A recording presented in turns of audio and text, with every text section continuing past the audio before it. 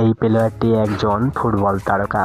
সে অনেক কষ্ট করে গোলটি দিয়েছে, এর কারণে সে মুখটি ওরকম করেছিল।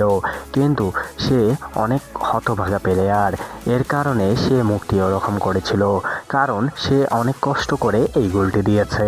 আর এই দর্শকগুলো তার গোলটি দেখে অনেক আত্মহারা হয়ে গেছে।